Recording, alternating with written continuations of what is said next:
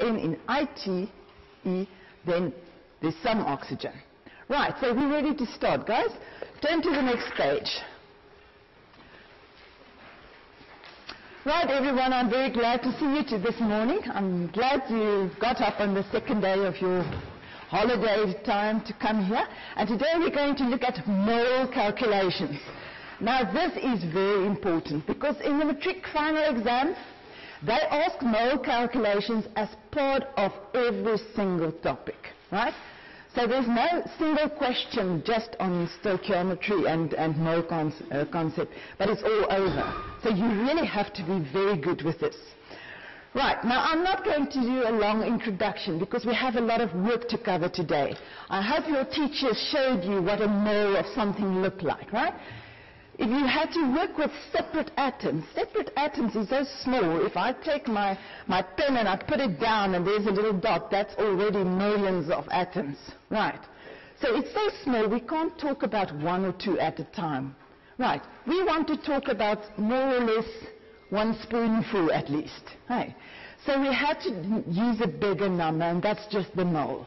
So if it was X, 12 would have been fine, a dozen would have been fine, right? 12X, you can do something with that, right? But 12 atoms, it's still less than the dot, right? So we had to use a bigger number, right? And that's where Avogadro's number come in. If you take carbon 12, right? Now, why carbon 12? Why? Because you get carbon 12 and carbon 13, right?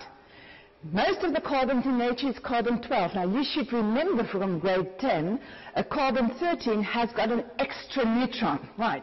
That will make it heavier, right? So if you just take carbon 12 and you take your spoon and you measure out so that you have 12 grams of carbon 12, right? Now you have this heap of carbon 12s, and you go and you pick out. It's impossible, but if it was possible to pick them out, to see every atom, then you would have ended up with Avogadro's number, right?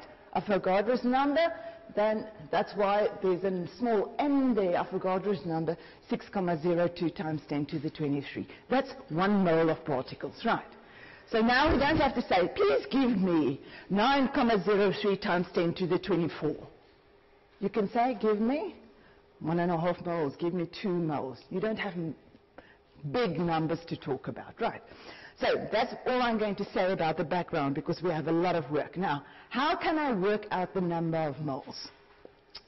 Now, sometimes you think this is very difficult, and it actually isn't, right? The Department of Education is giving you an information sheet with all the equations that you need. And the equations even is something that you would have done on your own. Let me ask you, if an egg was 10 grams, right? If, right? 10 grams, 1 egg, right? And I tell you I've got 80 grams of eggs. How many eggs? Is there any one of you who had problems with that one? No, right? So what did you do? You said you take the total mass, right? And you divide it by the mass of 1 egg, right?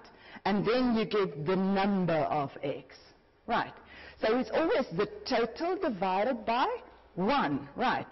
So if you want to know how many moles, right? Now all these equations, just quickly check. They're all on your information sheet, right? It's supplied to you. This one, you take the total mass and you divide it by the mass of 1 mole. Then you get the number of moles, right? You take the total number of particles, N for number, right? And divide it by the number of particles in 1 mole. Then you get the N, right? So it's always the total divided by the mass or the number of particles or the volume of 1 mole.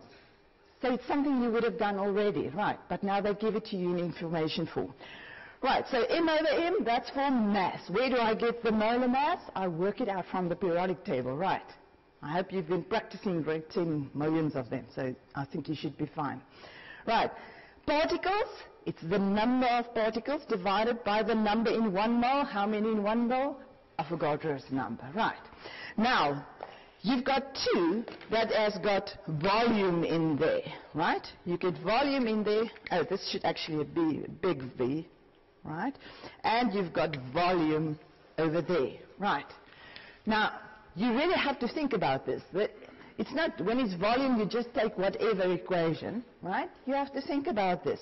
When it is gas, and it's at standard temperature and pressure, then every mole will take up 22.4 cube decimeters. So it's the volume for 1 mole, right?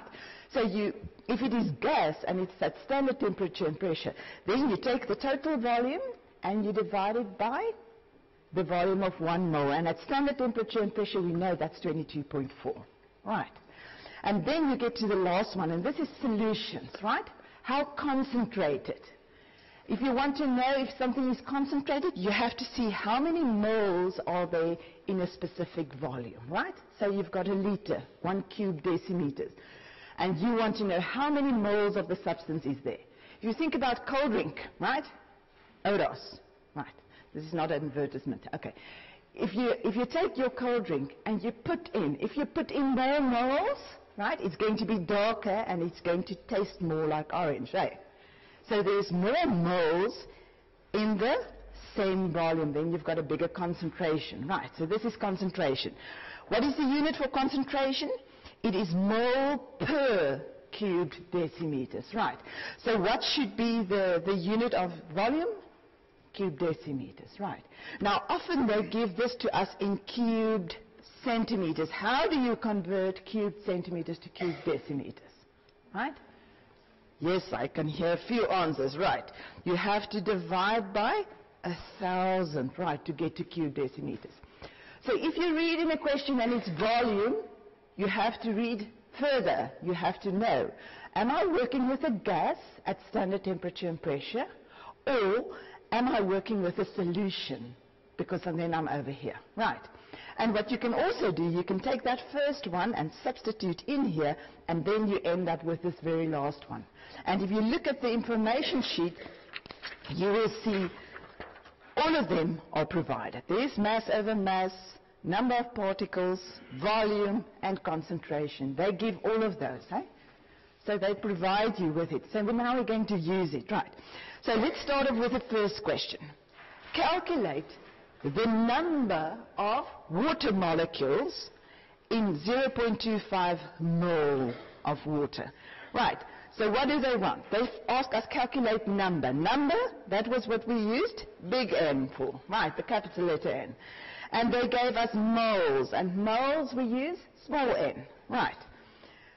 Now the moment that they give me, I'm going to look for the equation, and that must be that one, right. So the number of moles is equal to the number of particles divided by Avogadro's number, right. Now this one, they gave us as 0.25, right. N I'm looking for, I want to know the number of molecules, right. And Avogadro's number is something that I already know, right. It's also on your information sheet, 6,02 times 10 to the 23, right. And then you just have to use your calculator to get the answer. And hopefully you get 1.51 times 10 to the 23 H2O molecules, right. Easy, huh? This is not even grade 9 standard. Right, but we're moving on. We're getting to more difficult ones. Right, next one. Calculate the volume V, right, of 0.2 mole. They're giving me N. And they're telling me it's a gas at standard temperature and pressure. If it's a gas at standard temperature and pressure, go back. Which equation? That one, right.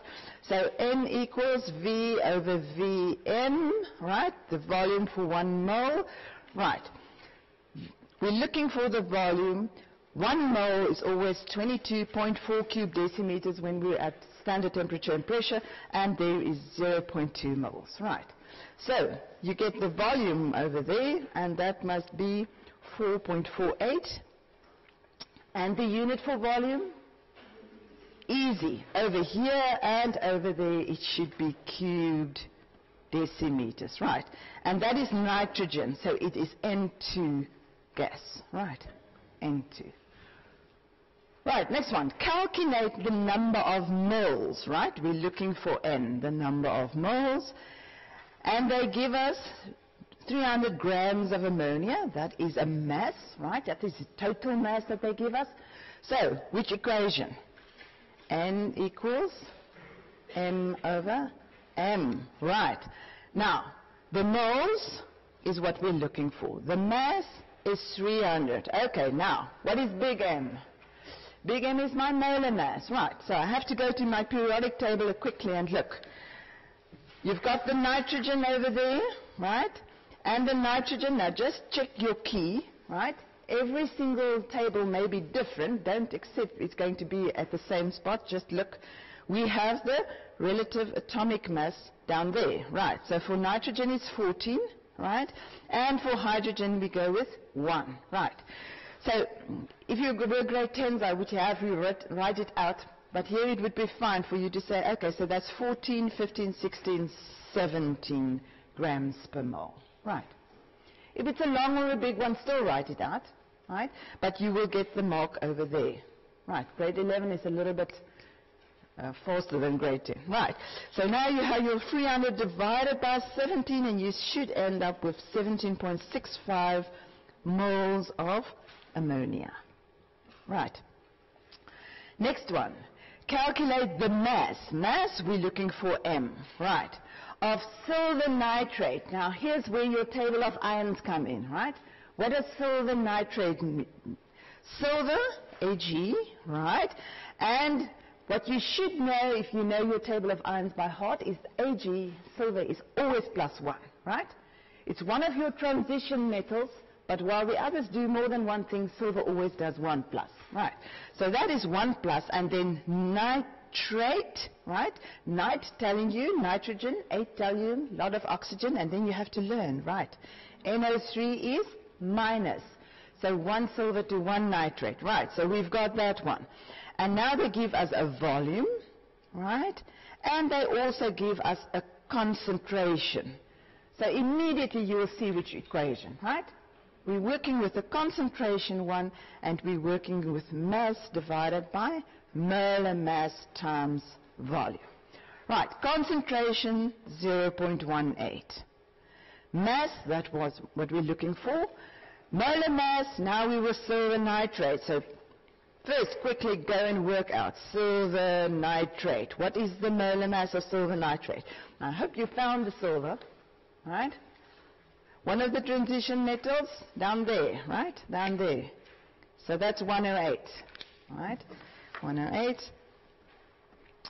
Plus the nitrogen, 14, plus 3 of the 16 for oxygen, and then you end up with 117 grams per mole. Right, 170.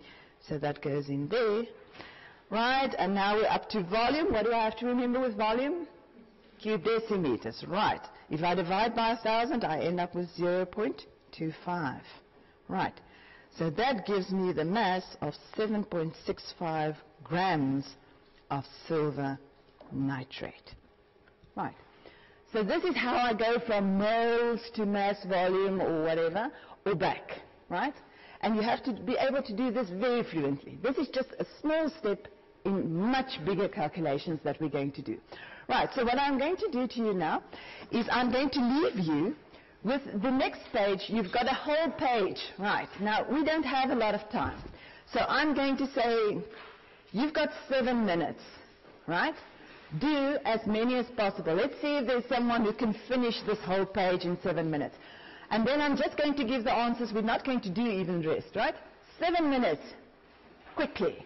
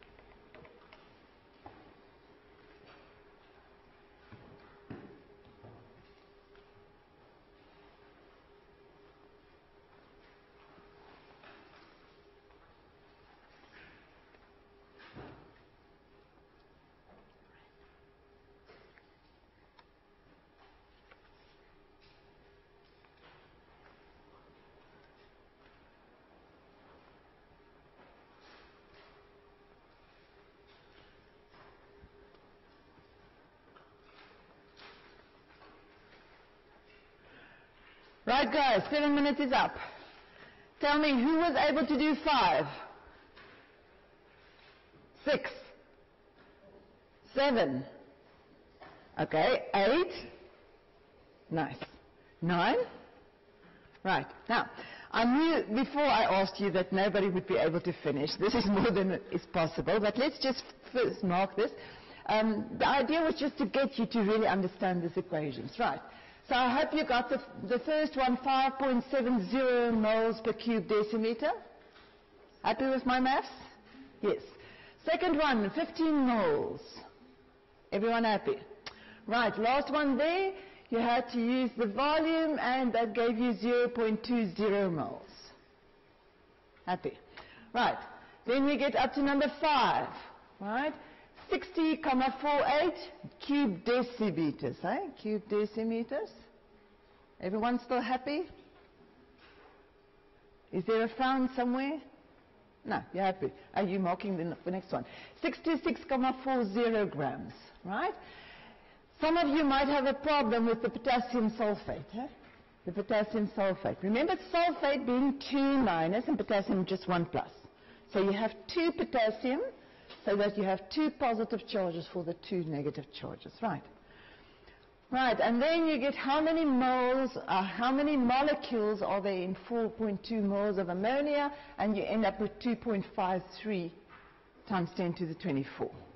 Right, now the rest of the questions, I don't want you to write out the whole answer. Just write just at the bottom, just write the answer, the final answer, and then you can do it afterwards and check, right?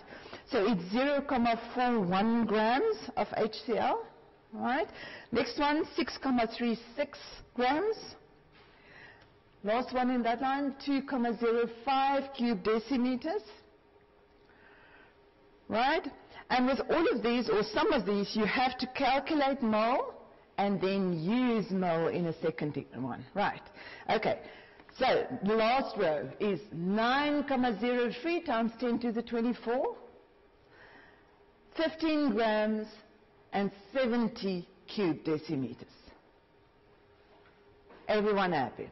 So this is just the basic. How do I get from moles to mass, or from volume to mass, or the other way around? Now, how are we going to use it? Now, on the next page, you will see I put up the one example for you.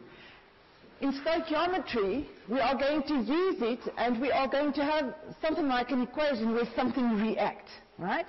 So in this one, they say, calculate the mass of sodium oxide that can be produced when that cube decimeters of oxygen gas reacts with an excess of sodium. Long line, right. So what is better is to start and write down what they give you, so you don't have to reread the whole question, right? Now, what I like to do is I like to keep the first row for moles and use the next row for what they give me or what they ask me, because then it makes it easy to understand exactly what you have to do. In this one, they are telling us that we have to calculate the mass of sodium oxide. So in my equation, the one I'm looking for is sodium oxide, right? And I have to get the mass. This is where I have to end up, right? I have to calculate this mass. And what do they give you? They give you, of the oxygen gas, they give you 4.93 cube decimeters. So you are there and you have to go there. How do I go there? Now the first step we've practiced now a lot, right? The first step is just converting to moles, and we've done that now. You're happy with that part, right? And then you have to go from one type of substance to another. And the moment you have to go from one to the other, you have a ratio. One of this make 2 of that, or 2 of this make 1 of that. And that's what the equation gives you. The equation is sort of the recipe, right? It tells you need 4 eggs and 1 cup of flour, and then you can make 2. Oh, no, bread or something. Okay, right. The equation is the recipe. So it tells you the ratio in which they react. Right. So the first step is just converting to moles. Right? The second step is using the ratio to get to the other substance. And then the final one is, if they don't want the answer in moles, they want the answer in something else like mass or volume or particles, then you just do a mole calculation again. Right.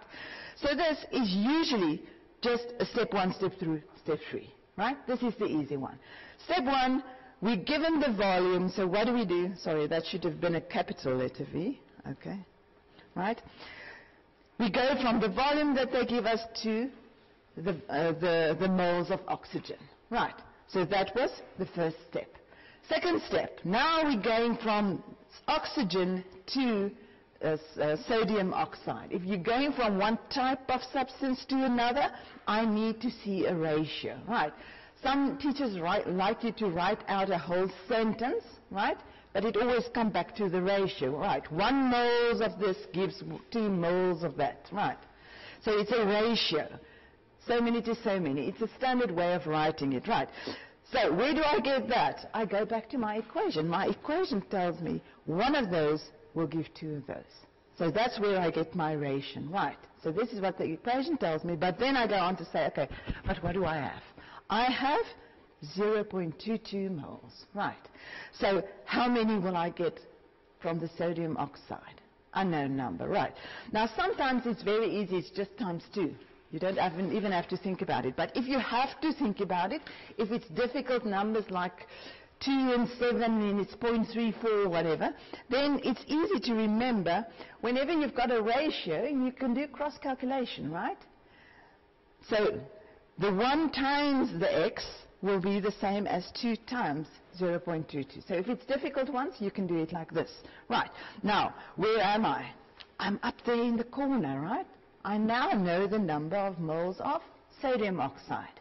And then it's just, they don't want it as moles, they want the sodium oxide as mass. So then that's just a quick conversion. And now I know, what is the moles? The moles is sodium oxide. What do I want? The mass of sodium oxide. So which substance's molar mass should I have? That should also be for sodium oxide. So if you are going up and down sort of on this road map, then you're working with one substance, right? Everything is true for that one substance. But when you go from the one to the other, I want to see a ratio, right? Okay, let's do the first one on the next page. Now, it works like this. You've got 2 pages, right? On the first page, I put the question, right? And on the second page, just to spare you a little bit of time, I already gave you the equation, right? So the question is on page 18, but the answer is we're going to do on page 19, right? Okay, so on page 18, they tell you, right? Let's see if I can put them together here. Right. There's the first one, right. Right. They give you the equation, there's the equation, and they ask you calculate the volume, right, of 0.2 moles per cubic decimeter HCl. So I go to my equation and I say, okay, for HCl, right, I know I'm going to go through moles, but what do they give you? They ask you calculate the volume of the HCl, right? What is the volume of the HCl? Right, so they're asking for the volume of HCl, and what do they give you? They give you the concentration, 0.2 moles per cubic decimeter. Right, so they're asking the one, they're giving us the other. Right, and then calculate this volume that is needed to produce 3,36 cubic decimeters of Cl2. Okay, there's Cl2. They're giving me the volume of 3.36 cubic decimeters, right? So now, immediately, if you look at it, it should be quite obvious, right? The first step is always converting to moles, right? The second step, I want to change the type of substance, right? If I want to go to another type of substance, then I will have to do a ratio, right? A ratio. And then HCl, they don't want the number of moles. They could have asked you the number of moles that react, but they're asking you what is the volume, right? So it's just 1, 2, 3 steps once again. So let's start with what we have. We start with the volume, right? So if you have volume, we're working with volume, it will be V divided by M, right? So you have your volume of 3.36 cubic decimeters and you divide by 22.4. And then you get 0.154. moles. And now, very important to write down what you're working with, right? Within this question, we are going to work with different substances. So don't just write moles. You have to tell them what moles. Moles of what? We are now working with moles of Cl2. Right. Then we have to go from the Cl2, we have to go to HCl. So never mind if you write HCl first and Cl2 afterwards or the other way around, it doesn't matter. Right. It's just we are now looking at the ratio between those two. Right. Go back to the equation. Right. What does the equation tell you? The ratio is 16 to 5. 16 of these will produce 5 of those. That is my ratio. Right. And now what do I have? Do I have HCl or do I have Cl2? I have the Cl2. Right. So I have that one. That is 0.15. I am looking for this one. Right. This is one that's not so easy to check and say, oh, double or times 3, right? This is one that's easier to say. 5x will be equal to 16 times 0.15. Right. 5x will be equal to 16 times 0.5. Right, and then you get the moles. Right. Let's go on from there. Let's try to work neater. Okay. So where am I now? Now I am up to HCl. I know now 0.48 moles of HCl was needed. Right. And then it's just one equation more. Right. They don't want the moles. They want it in volume. So now I just take my moles and convert it to volume. Right. And remember we're working with the solution, eh? Not the gas equation. Right. The solution, because this is a solution. They gave us a concentration, right? Okay, I hope you're feeling confident, because the next 3 you're going to do on your own, right? So the question is on page 18, and you are going to do it on page 19.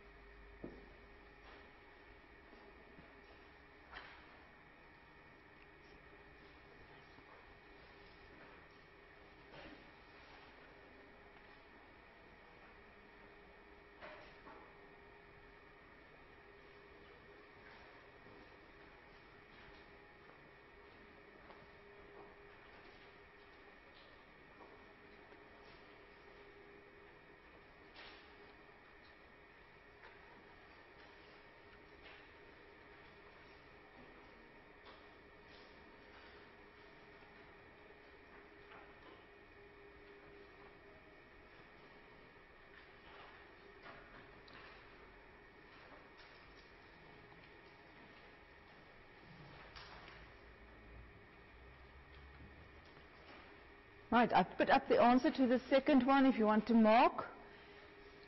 If you have questions, just put up your hand and I will come to you. Eh?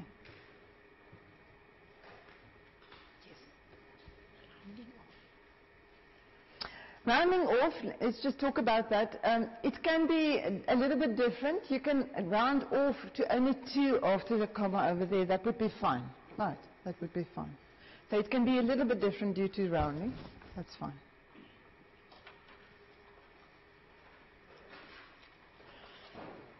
I prefer to stay with 3 until you get to the very last one. But you may go to 2 after the comma, even in the previous questions.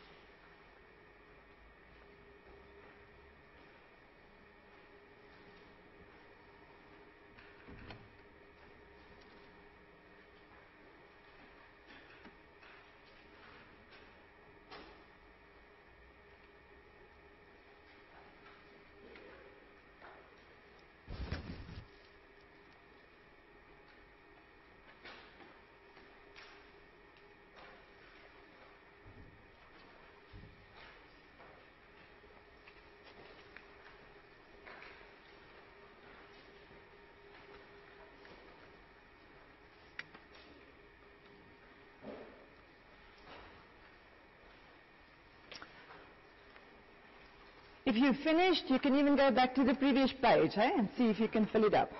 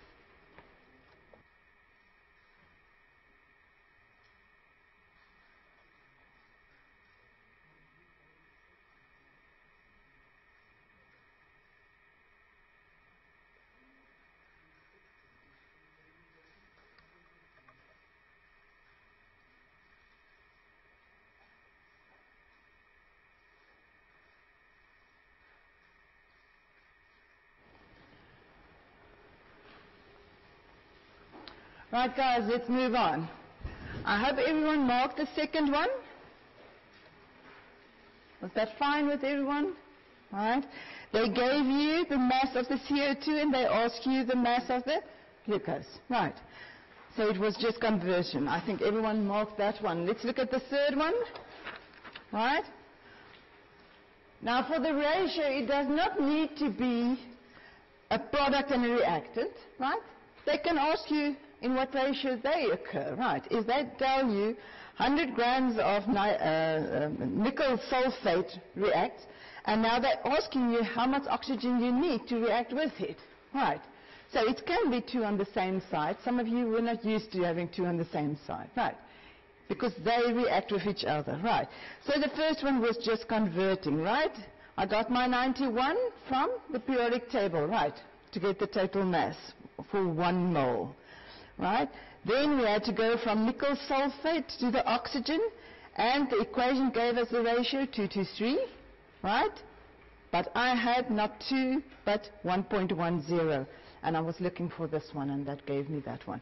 So now I'm up to the moles of oxygen. Right. And then the very last step is just to convert that to volume, because they want it into volume. Sorry for that one. Okay. Is it working for you? Right. Very last one. I see some people didn't get here, so let's just go a little bit slower. They are giving us the number of particles with the N2O5, right? And they're asking us what volume of NO2 at STP can be prepared. Right. So if they give you number of particles, then you use that one with Avogadro's number.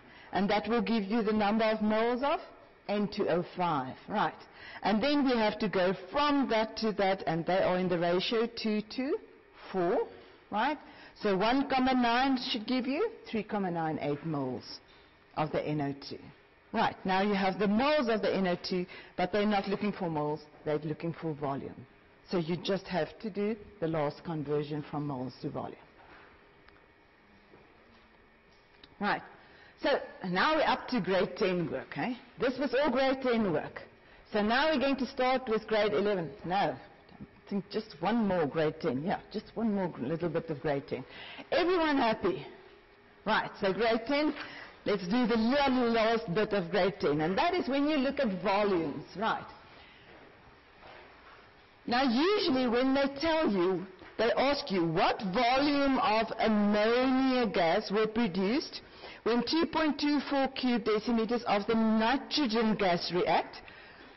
What did we do? Well, if we were at STP, we would have started by converting this one to moles, is it right? And then do the ratio, and then converting to volume as well, right? But now, when is the cube decimeters for 1 mole 22.4 cube decimeters? Only at STP, only at standard temperature and pressure, right? And now they're going to ask you questions where you are not at standard temperature and pressure, right? But it's only one exception, and it is only when you go from the volume of a gas to the volume of a gas. So it's an exception on what we've done now, right? When it's a gas, and they give you volume, and the one that they ask is also a gas, and that is also volume. So it's volume to volume, gas to gas. Only then we are going to have an exception, right? And the exception comes from Avogadro's law. If you look at Avogadro's law, right, equal volumes of gases at the same temperature and pressure. Now usually if we do some experiment, all our things are in the same container, right? So it should be at the same temperature and pressure, right? So if you have an equation, you can expect that they are at the same temperature and pressure, right? So equal volumes have the same number of molecules. Same volume, same number of molecules, right? So that means if you look at the volume, at the moles, and you get the ratio of moles, that will also be the ratio of the volumes. Bigger volumes have bigger moles. So instead of going to moles first and then to moles and then to volume, we're going to go straight. Because what do we know? The mole ratio is also the volume ratio. That's the weird and new thing. The mole ratio, when you're working with gases, then that mole ratio and that volume ratio are the same thing. Right. And then you don't have to go divide by 22.4 on one side and multiply by 22.4 on the other side. It's not necessary. And if you're not working at standard temperature and pressure, then it's not 22.4, it's something else. It might be 26 or whatever. Do you know what is the standard, what is the volume of 1 mole of gas at something else? No, we don't. You can work it out with your gas equation, PV equals nRT, but we're not going to do that. We're going to say they are in the same container, and therefore they are at the same temperature and pressure. And therefore, the volume ratio is going to be exactly the same as the mole ratio. Right. When do I do this exception? Only when I go from gas volume to gas volume. Right. So if it's gas volume to gas volume, you just get the ratio. The mole ratio will be the volume ratio. And then you say, I am starting off with 22.4, so what should be the volume? And then it's just looking at the volumes. Right. It's weird, hey? Right. But this is very important because they're starting to ask more and more often. They're asking us questions and they're saying, not at standard temperature and pressure. And then if you use 22.4, you're wrong, hey? You're wrong. It's only 22.4 when you are at standard temperature and pressure. Right. So, there are 2 down here that we want to do, right? 2 questions for you to try using just the direct go from the one to the other. Right. Now let me do the first one with you. You have number 1 there. You've got N2O5, 2 of them going to 4 nitrogen dioxide and oxygen. And now they tell you the reaction takes place in a container where very important conditions are not standard temperature and pressure. If it was standard temperature and pressure and you went the old way around with converting to moles, ratio convert to moles, that would have been fine. But if it's not, you may not use 22.4, so now you have to go directly, right? So, what do they give you? They give you the N2O5 and they ask you calculate the volume of the nitrogen dioxide, that one. So, it's looking at N2O5 and NO2, right? They react in the ratio 2 to 4. 2 of these will give 4 of those, 2 to 4. Right, and what do we have? They ask us, calculate the volume of the dioxide. So for this one, I'm looking for the volume, that is my unknown. And for this one, they give you 3.76 cube decimeters. Right. So it's not a long one, it's a very short one. Why? What is the exception? I'm going from a gas volume to a gas volume. Right. So now I can just do multiply by 2 and then you get 7.52 cubed decimeters of NO2. Right. You can now do number 2, hey?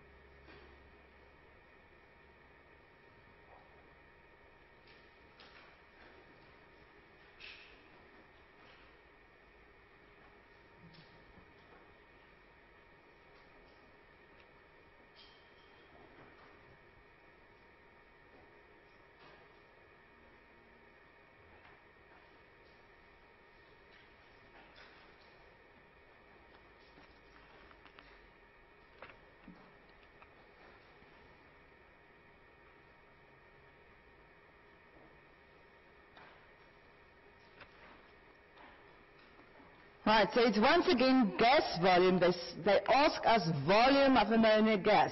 So it's gas volume, right? And they're giving you nitrogen gas, gas volume. Gas volume to gas volume. Once again, I'm just going to say N2 to NH3. They're in the ratio 1 to 2. 1 to 2. And I'm starting off with 2.24. So what volume should be? And then it's just like that. Right. So just remember, gas volume to gas volume. Are you going to hear me on your nightmares tonight? Okay. Gas volume to gas volume. Then you can go directly. Right. Now I'm going to skip the next page just for now, right? Because I want to go on to the grade 11 things, and I'm afraid that our time might be a little bit limited. So let's go to limiting agents first. Right. Now, all the previous questions in the grade 10 work, we gave you one substance, right? And we asked you the volume of mass or whatever of another substance. And we told you it is reacting completely. Or we told you the other substance is in excess. If you turn back to the questions there on page 18, right? Calculate the volume that is needed to produce. Okay, that's it. What mass will be produced? Reacts completely. Reacts completely, right? So all the previous ones, we didn't have to worry about the other substance, right? But now for the first time, they are going to give us two things, right? And you can't work with both, right? One of them might be the limiting agent. It might be used up, and the other thing will be in excess. So some of that will be left over on the table, right? So you can't work with the one that's in excess, because you get the answer of the part that react, and you get the answer for the product of the part that don't react that's still lying here. It's not going to produce product, hey? So we first have to decide which is the limiting agent. So let's just look at this first question, right? I tell you 483 grams of sodium is placed in a container with 129,02,92 cube decimeters of oxygen gas. So this time they give you this one and they give you that one, right? And now they ask you determine the limiting agent, then calculate the mass of sodium oxide, calculate the mass remaining. Now let's start with just the first question, right? Now, the first thing to do is they gave me mass and volume. I can't talk about mass and volume. I can only work in moles, right? So you convert to moles and you convert to moles. I don't have to say anything about that. We've been practicing that a lot, right? So let's go on to the next step. And the next step is now I've got two substances. And now this is decision time, right? This is decision time. I now have to decide which of these substances is in excess and which is the limiting agent. Which one is going to react? All of it, right? The limiting agent, all of it will react, so that will give me the correct answers on the other side, right? So we worked out, they gave us mass of sodium, and we worked out moles of sodium, right? And that is what is available. That's what they put in, right? And then we take the volume of oxygen that they give, convert to moles, and that is the mole of oxygen. And this is what is available. This was what you have to work with, right? Available, available, right? Then you say, okay, if I want to know which one is going to be in excess, which is the limiting agent, I'm going to start off and I'm going to say, forget about the oxygen, right? I'm going to say, let's see if all the sodium reacts, right? For all the sodium to react. Right, for all the sodium to react, how much oxygen will I need? So forget about what's available. Go and see what's needed. Right. So, what do I know? Sodium to oxide is in 4:1 ratio, right? So if all 21 moles of the sodium that is available will react, how much of the oxygen will be used? And then I see, okay, 5,25 moles will be used. That's what I require for all the sodium to react, right? So I find out what is required for all the sodium, right? And then I open up and I say, okay, do I have that much? Yes, I only need 5,25, right. And I have available 5,8. So I have more than enough. Then it tells me that oxygen will be in excess because there is more available than what I require. Right. And then if oxygen is in excess, then obviously the other guy is the limiting agent. It's going to be used up. Right. So you have this decision step that comes after working out the moles. Right. And then once you know who's the limiting agent, you will say, okay, that tells me oxygen is in excess. Now I'm going to totally forget about oxygen because it's in excess. Just ignore it, right? Don't work with it because some of it will not be producing product. It will be lying there on the table, right?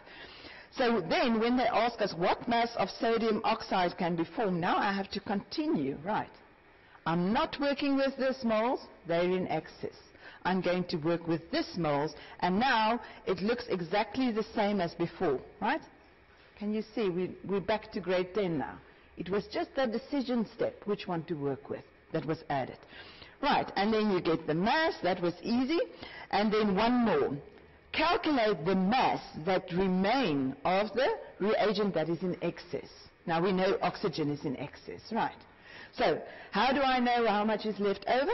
I have to say, okay, we started off, what was available was 5.8, right? Now, sometimes you're lucky and sometimes you're not.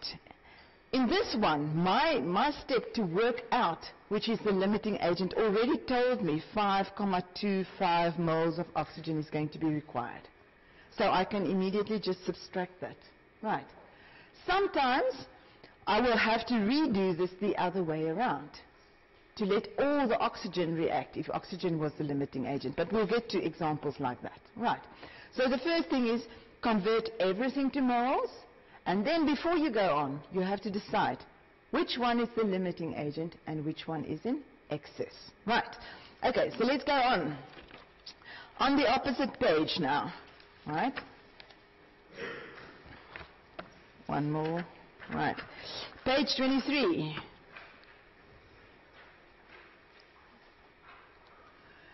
Okay, so they tell you, you have 100 grams of nitrogen, 20 grams of hydrogen available. And they give you the reaction. And now the first question is, which reagent is the limiting agent? Right. So when you read it, you start and you say, okay, they give me both the mass of the N2 and they give me the mass of the H2. Right. What should be your first step? Convert to moles, right? Convert to moles. Now you should be very fast with that one, hey?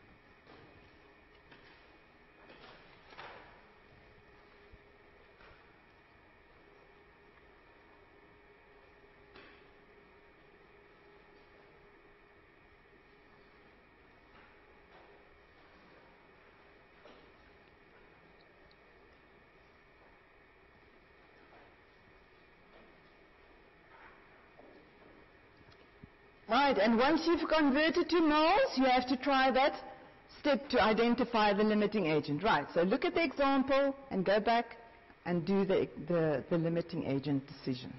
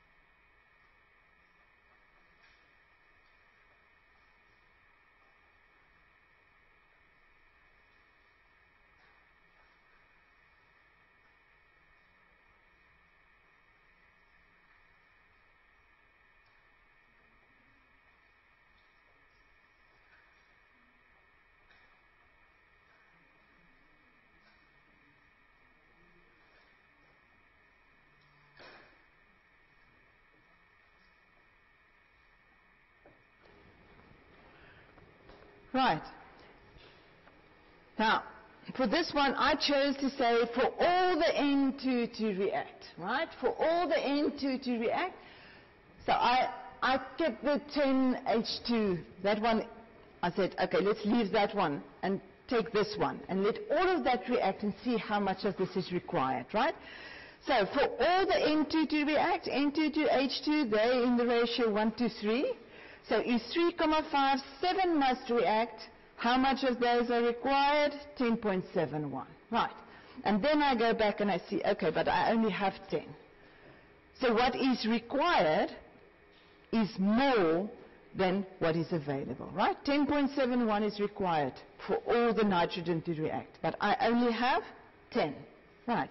That tells me H2 is my limiting agent. And I had a nice question over here. Someone said, can I do it the other way around? Yes, you can do it the other way around, right? You could have said, for all the H2 to react.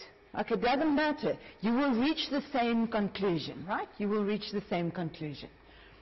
Okay, so now what do I know? The moment that I do that, H2 is my limiting agent, I am going to ignore N2 as if they didn't give it to me at all. Just leave it out now, right? Just ignore it and go on like we used to. Right, so the next one is they ask you what volume of ammonia can now be produced. So you have to do that one. And then what mass of reactant in excess will remain. Right, this is the more difficult questions. Focus and try to get both those answers. Right.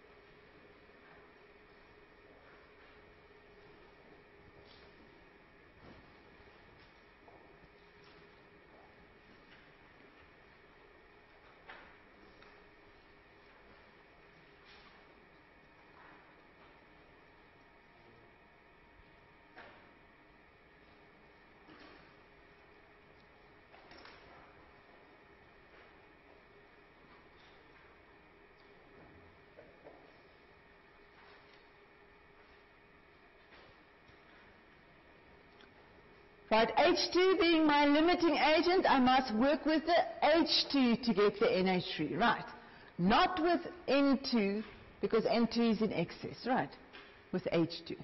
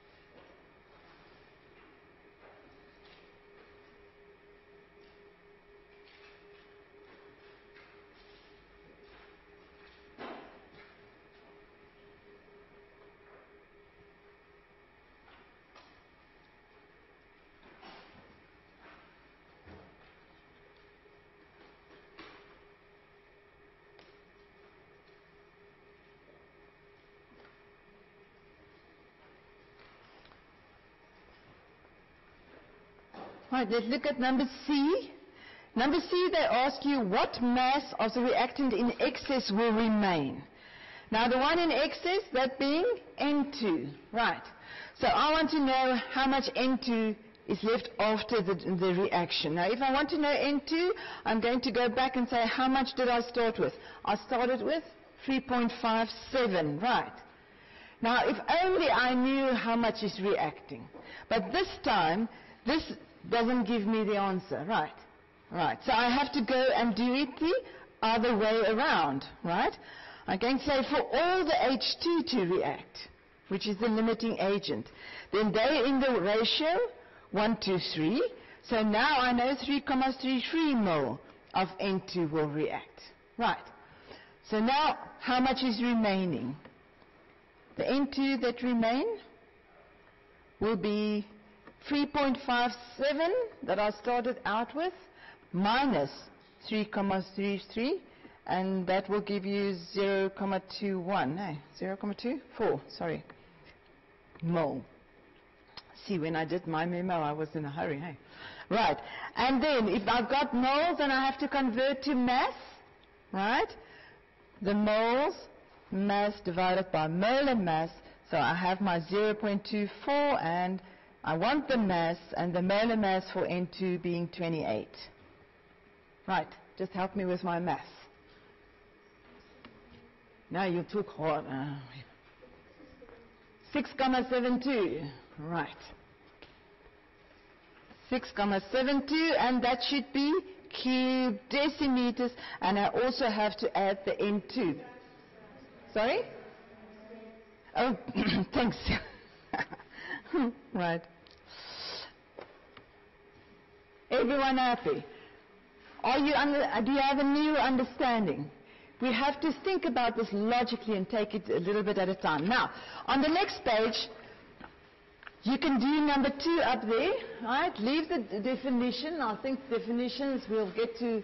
You can go and learn the definitions by heart, so don't worry about number A, right? But do the rest of question 2 so that we can see if you now feel more in control of limiting agents.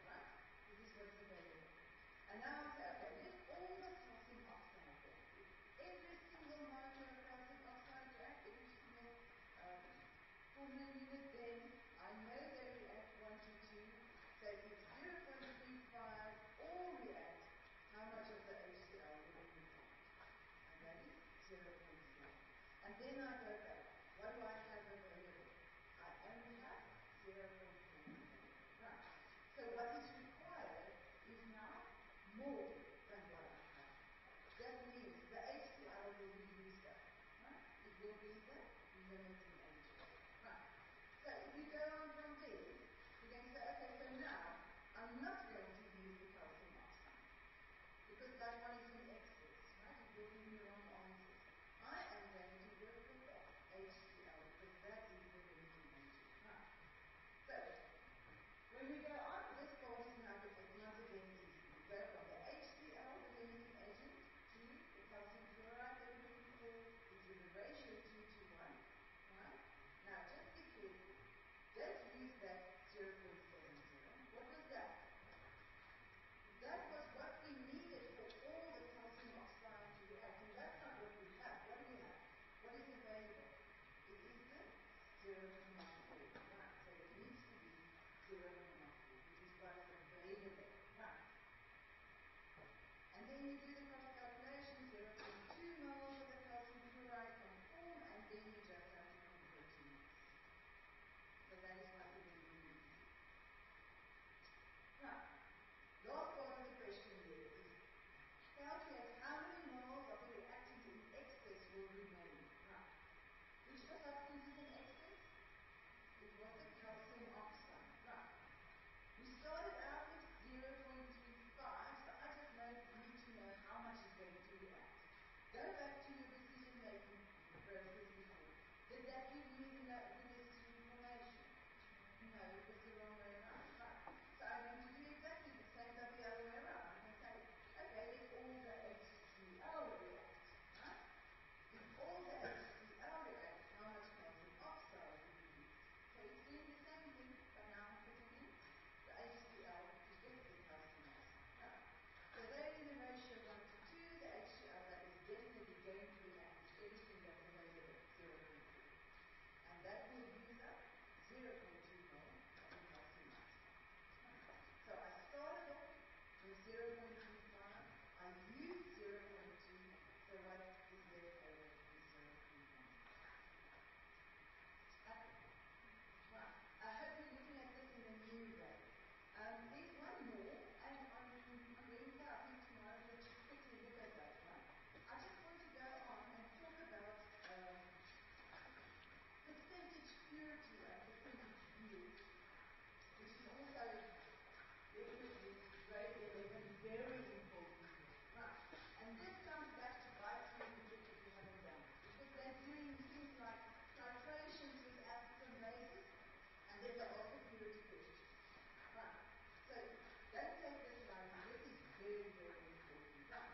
And the equations you will not find them on the information sheet. Right. Now it's actually very easy when you think about percentages. Right.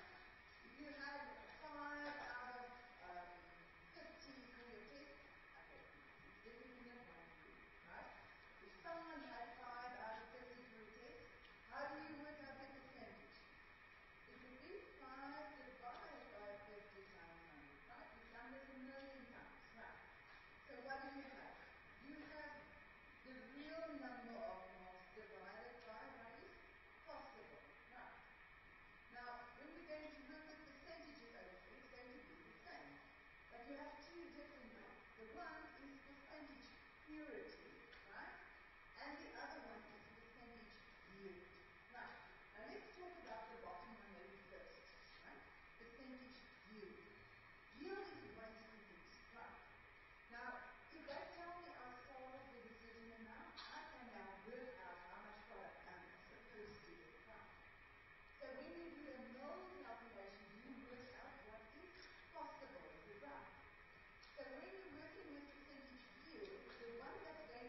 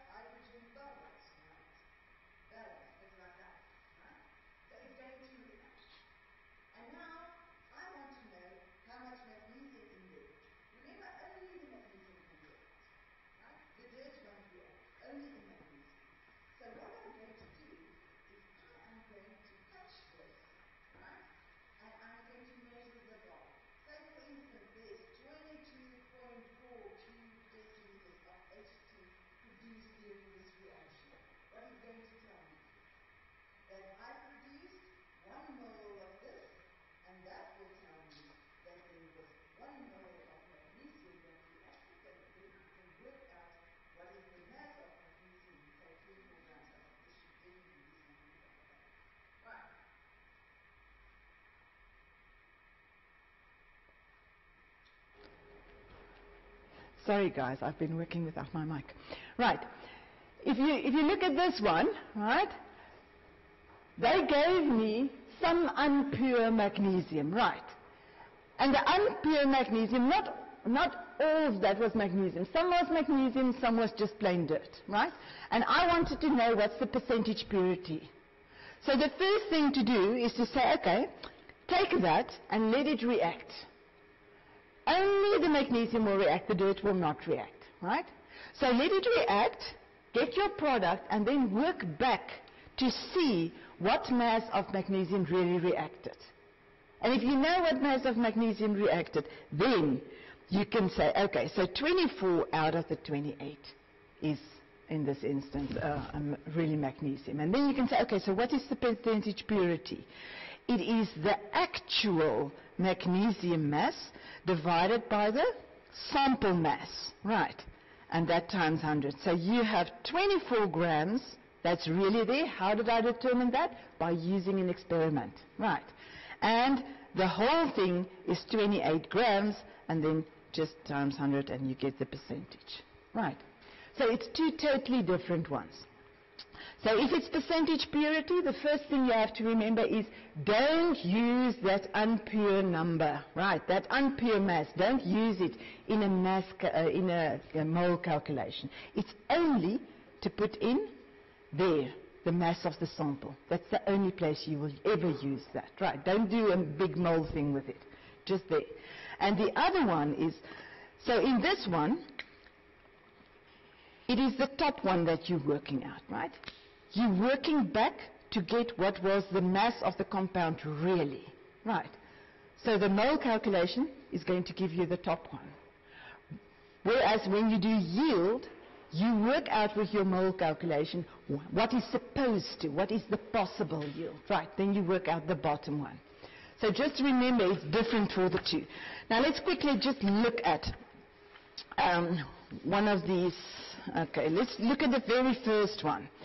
They tell you 42 grams of hydrogen reacts and produce 45 grams of ammonia, and they ask you percentage yield. So immediately I know the yield that they got was not 100%, otherwise they wouldn't have asked, right? So what did they get? They got 45, right? So this is my actual yield. They actually got 45. Is that what they were supposed to get? I don't know, right? I will have to take the 42 and see what they were supposed to get. So when you look at that one, let me just check, that's number 1. No. Right, let's look at that one. They tell you, into this one, eh? Right, let's quickly just look at it. We'll continue on tomorrow, but let's just look at this one, just for final for the possible yield. They give you 42 grams, right? And you can work out with the 42 grams what is the mass that is possible, right? So you can do the whole thing that we've been doing a long time, right? And that will tell you what he was supposed to get, right? What is possible. And then they tell you he actually got, that was 45, hey, out of 238, right? You worked out he was supposed to get 238, but the question told you he actually just got 45 grams, right? And then it's 45 divided by, and then you get the percentage, right? So when you work with yield, you are going to work out the bottom one with a mole calculation, because you're working out what's possible. On paper, when I do a theoretical mole calculation on paper, I was supposed to get 238. Right. Is he going to pass his practical? No, not. Eh?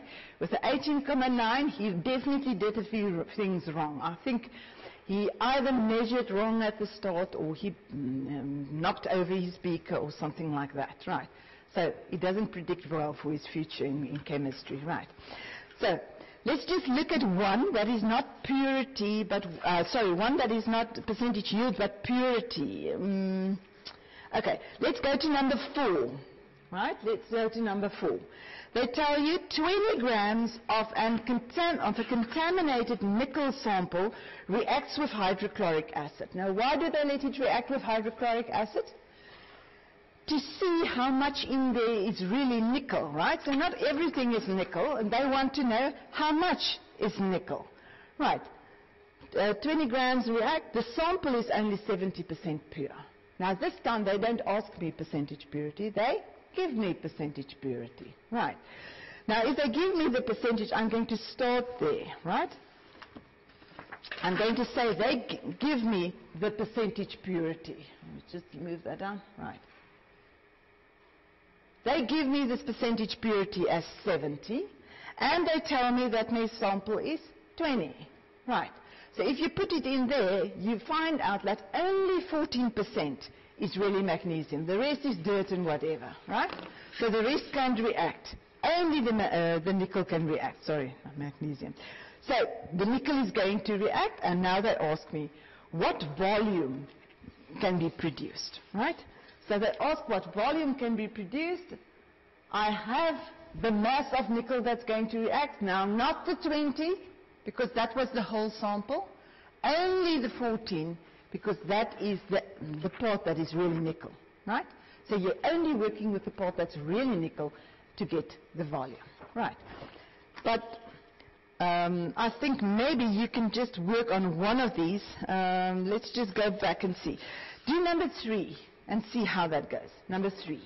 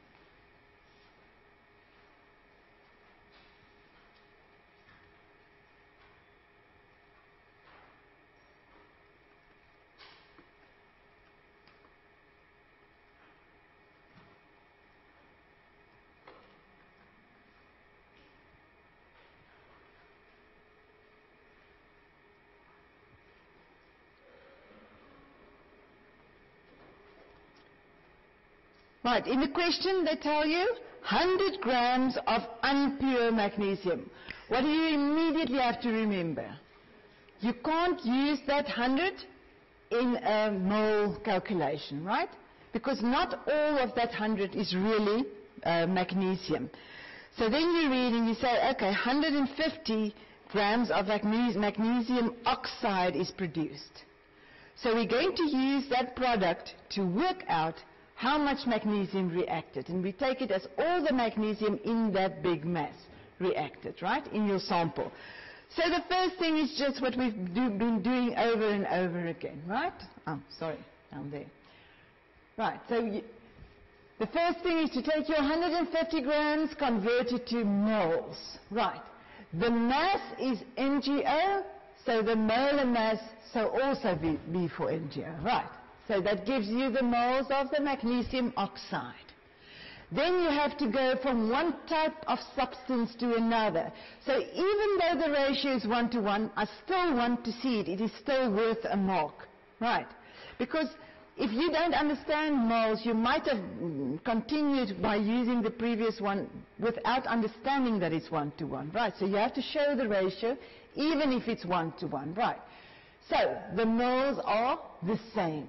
Right. And then you just have to convert to mass. So you get 90 grams.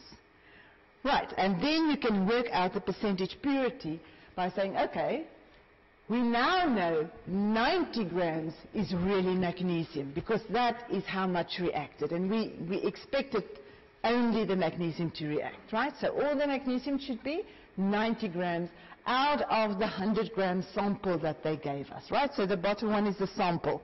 Right, times 100, and this was actually too easy, hey? All right. So tomorrow we will just do the others, right? And also go back to the one piece that we skipped. All right. And then on tomorrow, we'll look at graphs, and on Thursday we'll look at electricity as well. Right. Thanks.